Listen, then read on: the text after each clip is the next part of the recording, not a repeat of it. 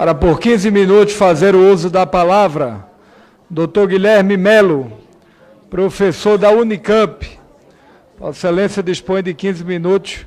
Seja bem-vindo a essa comissão. Com a palavra, Vossa Excelência. Obrigado. Está funcionando aqui? Tá? Alô, alô? Tá. Bom, boa tarde a todos e todas. Prazer estar aqui, agradecer o convite para estar aqui nessa comissão.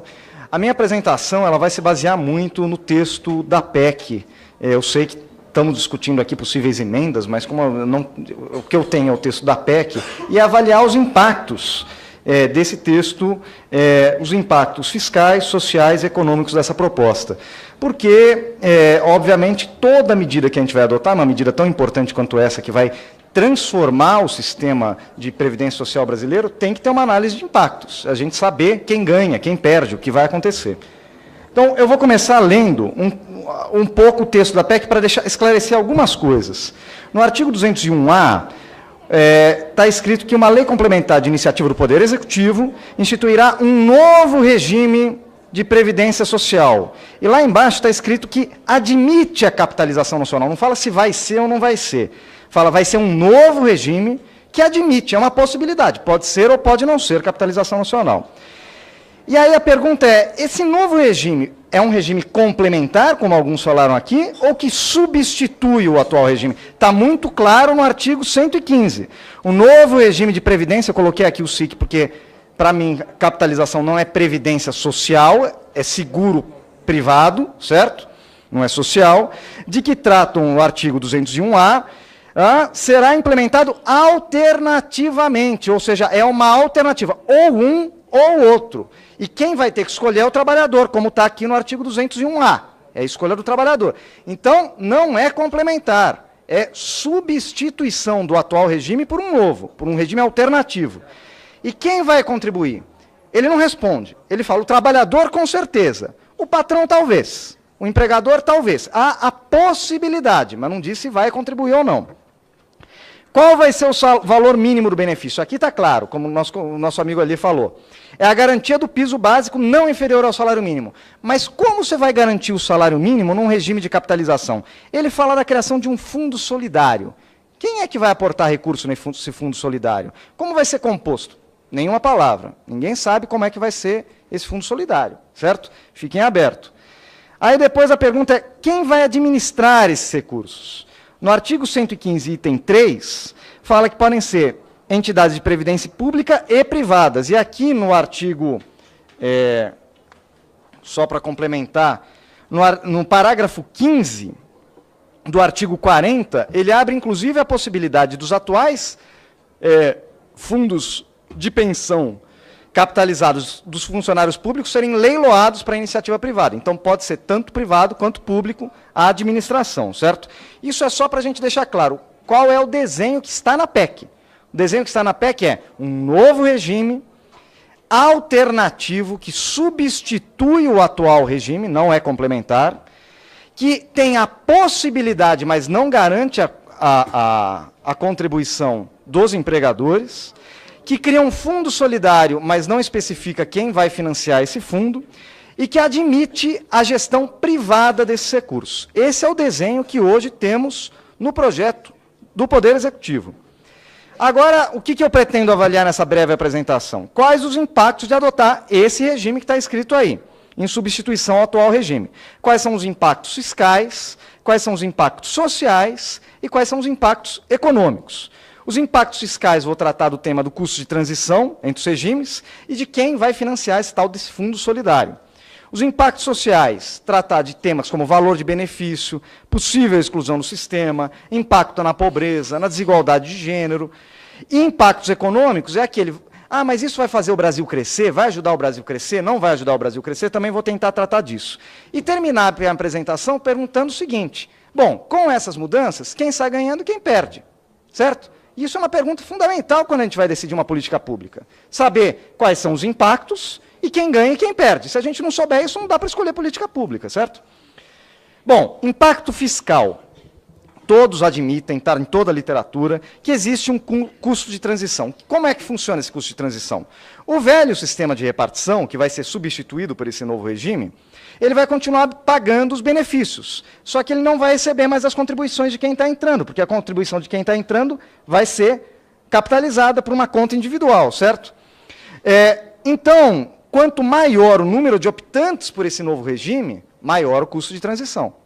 Da mesma forma, se for complementar, veja, o que está na PEC não é complementar, mas digamos que uma emenda, se for complementar, quanto mais baixo for o teto do regime de repartição, maior o custo do regime de capitalização, porque a contribuição vai diminuir pelo teto, vai ser sobre 3 mil, sobre 4 mil, sobre 5 mil, só que o benefício pago a essa pessoa vai ser maior. Então, aos aposentados da geração atual vai ser no teto.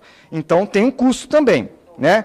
Se for nocional, como alguns colegas aqui colocaram, de fato, o nocional não é propriamente um regime de capitalização. Ele é um regime de repartição, certo? Porque os recursos vão para financiar, os recursos novos vão para financiar os aposentados de hoje, só que ele calcula o valor do benefício por uma lógica quase que de capitalização, não com juros, mas levando em conta fatores etários, fatores demográficos e fatores do PIB. Só que o nocional, ele, via de regra, ele tende a reduzir o valor do benefício. Então, também não tem custo de transição, mas ele reduz o valor do benefício. Bom, a gente tem que avaliar algumas coisas. Como é que vai ser formado esse fundo solidário?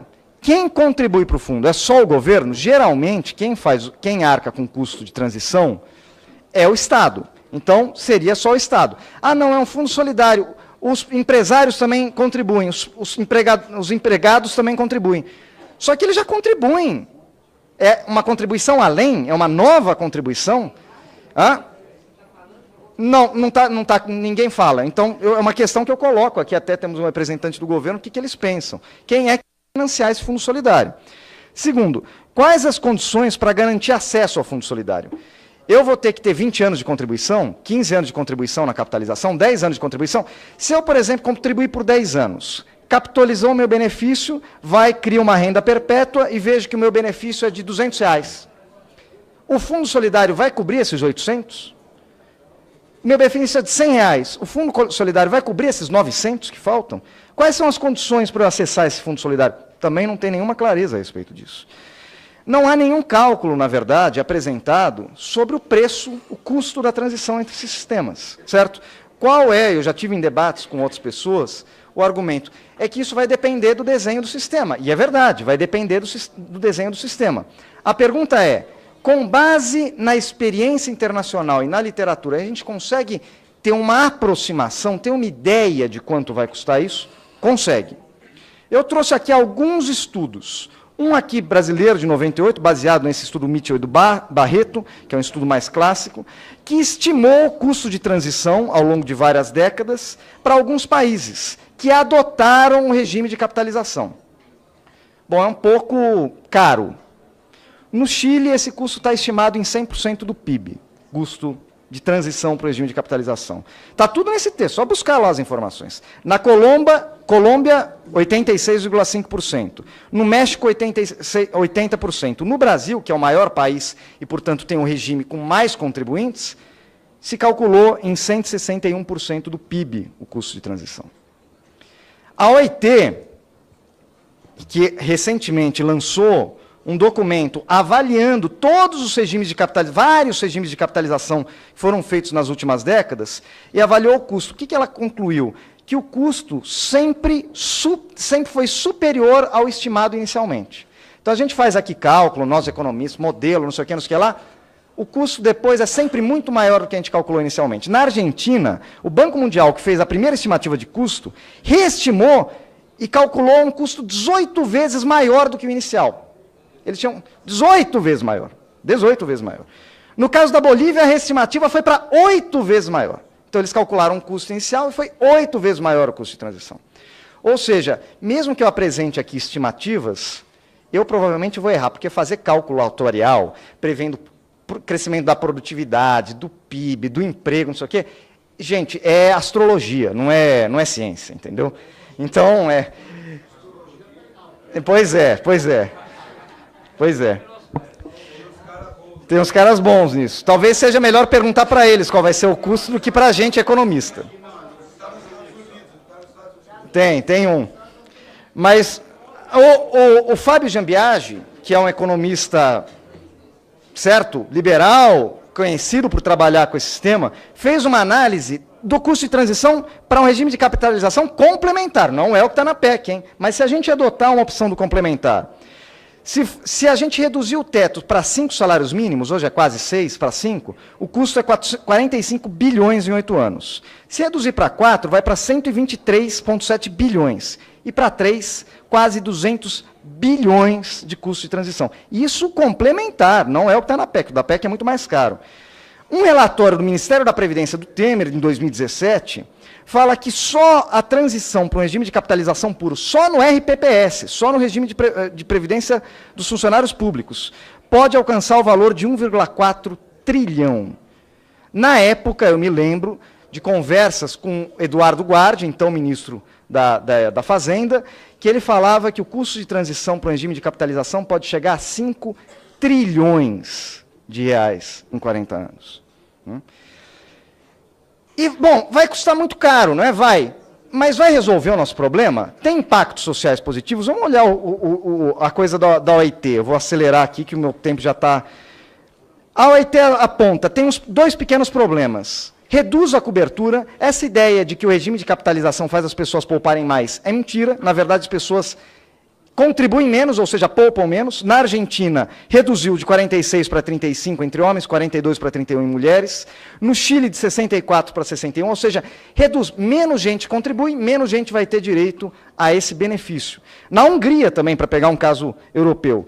Mas não só menos gente tem acesso ao benefício no regime de capitalização, como o valor dos benefícios é menor e sistematicamente fica abaixo do mínimo que a OIT estabelece de 40% de reposição do salário da ativa. Na Bolívia é só 20%. Na Hungria, fica 12,5% abaixo do valor antes da reforma. No Chile, é isso que eu fiquei impressionado, e esse CPP aqui é um estudo da comissão que assessorou a presidência do Chile e fez um relatório sobre a previdência do Chile.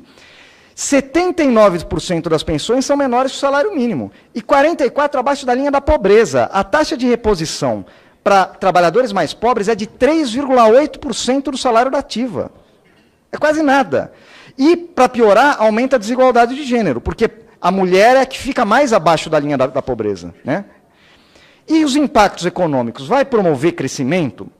Essa é uma grande questão. Quais são os argumentos de quem defende que, olha, tudo bem, é caro e socialmente ruim, mas pelo menos o país vai voltar a crescer? Quais são os argumentos? Que vai promover uma retomada da confiança, isso vai melhorar as condições financeiras, reduzir juros, e com a confiança maior vai voltar o crescimento. É o que o Paul Krugman, Prêmio Nobel de Economia, chama a fada da confiança. Qual o problema? O problema é que o regime de capitalização piora a situação fiscal. Então ele tende a deteriorar a confiança e não melhorar a confiança. Porque ele tem um custo fiscal elevado que pode, inclusive, comer toda a economia que os senhores estariam aprovando no regime de repartição. E ainda faltar. Certo? Então ele piora. E mesmo que ele melhorasse a confiança, a literatura internacional já tem apontado que choques de austeridade, redução de pagamento de benefício ou de gastos públicos, na verdade, reduzem a confiança na economia em vez de aumentar a confiança na economia. Cito aqui o trabalho do Fortuna. E mesmo que o impacto seja positivo, o Alesina, que é o economista mais famoso por falar da contração fiscal expansionista, no novo livro dele ele falou, olha, não é bem assim, depende do caso, é muito raro que isso aconteça, o impacto é limitado. Então, esse caminho não me parece ser o caminho. O segundo argumento é que a criação dos fundos previdenciários capitalizados geraria um estoque de poupança para se investir no mercado financeiro, em infraestrutura, em investimento de longo prazo. O problema, eu trago aqui reportagem do Valor Invest, que mostra que os fundos de previdência privado brasileiro aplicam quase todo o seu recurso em renda fixa, em título do governo. Ele não financia a infraestrutura, desenvolvimento, ele não financia nada disso. E quando vai financiar alguma outra coisa, ele compra coisa fora do Brasil. Compra títulos no exterior. Então, por que isso aqui financia particularmente o investimento no Brasil? Aí, a terceira E aí a crítica, o que eu acho que é mais importante. A capitalização, como eu demonstrei, pagar benefícios menores e reduzir a cobertura previdenciária, ela pode ter um impacto negativo no crescimento.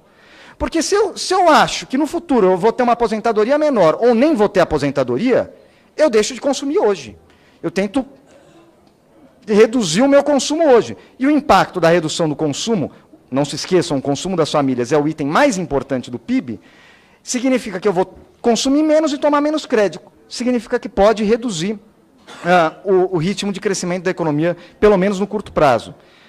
E aí, a última questão que eu acho que é importante. Quem ganha e quem perde com a capitalização? Os trabalhadores claramente perdem. Menor cobertura, menor benefício e ainda arcam com risco de instabilidade financeira, porque os fundos de previdência flutuam com o mercado financeiro. Quer dizer, se tiver uma crise econômica na América Latina, que, convenhamos, é bastante comum, quem sofre é o trabalhador, quem paga a conta é o trabalhador. As empresas depende de como for. Ele vai ter contribuição patronal? Não vai. Só que, se reduzir o ritmo de crescimento econômico, certamente vai impactar as empresas negativamente. O Estado tem um custo de transição, como eu mostrei para você em todos os estudos, exorbitante. Então, durante 40 anos, ele tem perdas fiscais. Quem é que ganha? Se não é o trabalhador, a empresa talvez, então, não é o Estado. Bom, os bancos. Estudo recente da Unafisco mostra que o faturamento médio anual dos bancos pode alcançar 388 bilhões ao ano em 70 anos. E ao final desses 70 anos, devido exatamente às taxas de carregamento e administração, os bancos vão ter acumulado um faturamento superior ao patrimônio. O faturamento, hein? Eles vão faturar mais do que o patrimônio dos trabalhadores que eles estão administrando. Ou seja, não é à toa que tem muito interesse acerca da aprovação de um regime de capitalização, porque o mercado financeiro, em particular o mercado financeiro brasileiro, que é oligopolizado e cobra altas taxas de administração, vai lucrar horrores com isso, né? Para finalizar, que eu sei que eu já ocupei o meu tempo, a adoção de um regime de capitalização, na verdade, na forma que está na PEC, ela é uma espécie de cheque em branco para comprar um produto desconhecido. Quando você vai comprar um carro, você quer saber como é esse carro, quanto custa esse carro e se esse carro funciona. Se de repente o vendedor fala, olha, eu não posso te falar como é o carro. Esse carro vira e mexe e dá problema. Mas você me dá aqui um cheque em branco, porque eu também não posso falar o quanto custa. Você me dá aqui um cheque em branco que você compra o carro. E é isso que está acontecendo, porque não fica claro na PEC quais são as características desse regime, o quanto ele vai custar, e nem se ele vai funcionar ou não vai funcionar, né? Não há uma definição de qual vai ser o formato, não conheço nenhuma avaliação de impacto fiscal, de impacto social, decorrente da adoção desse novo regime, e como eu mostrei, as evidências da literatura nacional e internacional não são animadoras, o custo de transição é elevado, existe custo social considerável, e o impacto sobre o crescimento tende a ser negativo, pelo menos no curto prazo. E mais do que isso, a capitalização, ela fracassou em diversos países que ela foi implementada. Esse estudo da AIT mostra que 60% dos países que adotaram o regime de capitalização, mesmo o parcial, mesmo o complementar, acabaram de alguma forma retrocedendo diante dos impactos negativos que esse regime teve e do alto custo. Então, analisando a PEC da forma que ela se encontra, o que eu falaria é o seguinte, temos muita dificuldade de calcular impactos, porque ela não tem clareza. Mas as evidências que a gente tem na literatura internacional e nacional nos recomendam muita cautela ao avançar em uma proposta como essa. É isso. Obrigado pela paciência. Muito obrigado, professor Guilherme, até pela disciplina de cumprir o tempo também.